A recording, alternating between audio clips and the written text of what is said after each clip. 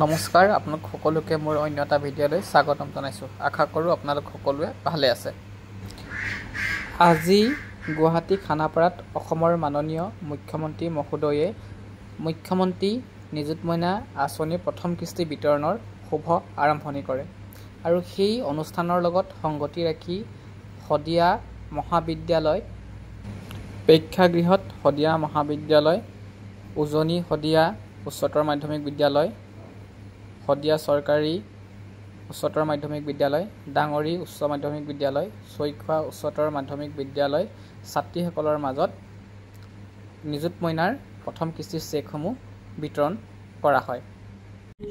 উক্ত আঁচনিখনে অসমৰ পৰা বাল্য বিবাহ ৰোধ কৰাৰ ক্ষেত্ৰত অশেষ সহায় কৰিব।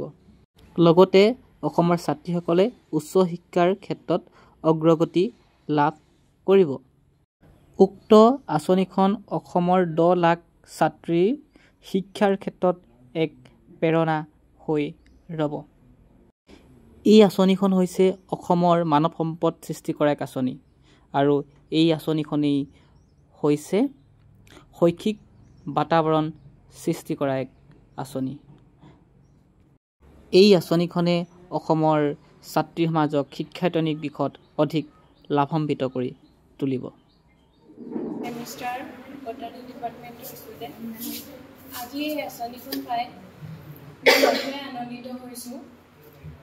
পোনপ্ৰথমে মই মাননীয় প্ৰধানমন্ত্ৰী ডাঙৰীয়া, মুখ্যমন্ত্ৰী ডাঙৰীয়া আৰু শিক্ষামন্ত্ৰী ডাঙৰীয়ালৈ ধন্যবাদ জ্ঞাপন কৰিছোঁ এই আঁচনিখন দিয়াৰ বাবে। নাম শ্ৰীমতী ৰেণুকা বিশ্বাস আৰু মই উচ্চতৰ মাধ্যমিক বিদ্যালয়ৰ এগৰাকী ছাত্ৰী।